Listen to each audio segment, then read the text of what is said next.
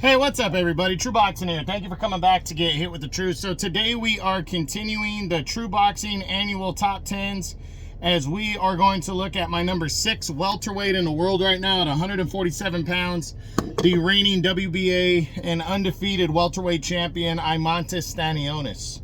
Now, before we get into that, if you could smash the like button, leave a comment, or subscribe to the channel, I really do appreciate any and all support that I can get as I continue to build my channel here.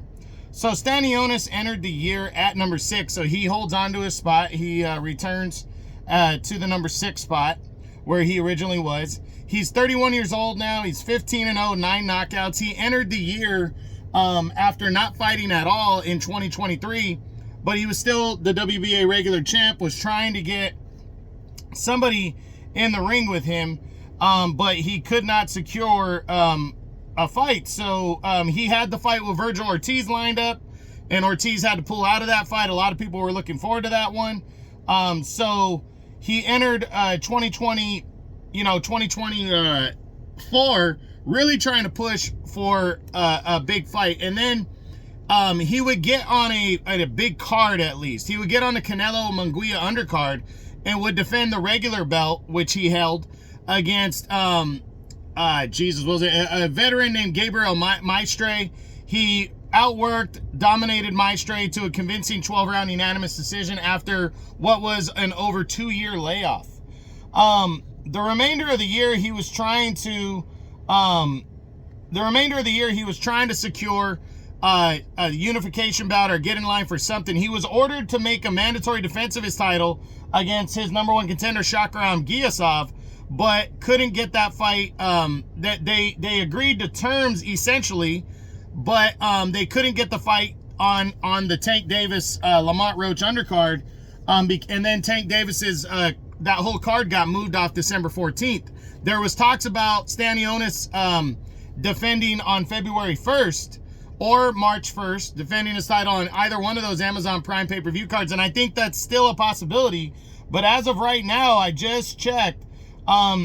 It looks like Boots Ennis is in negotiations with Stannionis to try to make a title unification bout. So if that's the case, that is a monster fight for Eimantas Stannionis, as he's now the only WBA champion.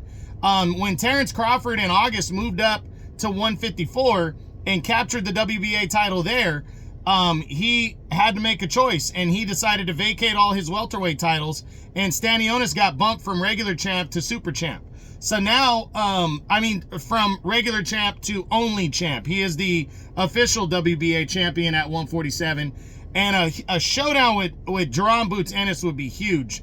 But even a mandatory defense against Giyasov, and then us seeing him fight twice this year would be fucking monstrous. So we'll see how he does. If he fights Boots, he's going to be an underdog going in, but I do think he has an opportunity in that. He's the best opponent that Boots is going to fight, maybe to this point overall, and I do think he's got a puncher's chance to pull off that victory, and he definitely is, aggressive enough and talented enough to try to pull that off. So we'll see what happens. We'll see what gets announced.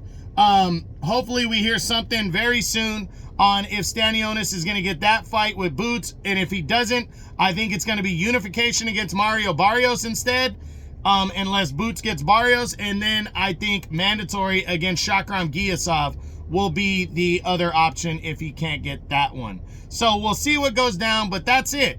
That's what I got. That is my number 6 welterweight in the world right now, the undefeated and reigning WBA welterweight champion, Eimantas Stannionis. I hope you enjoyed the video. If you did, smash the like button, leave a comment, or subscribe to the channel as my True Boxing Top 10s continue. This is True Boxing, and you've been hit with the truth.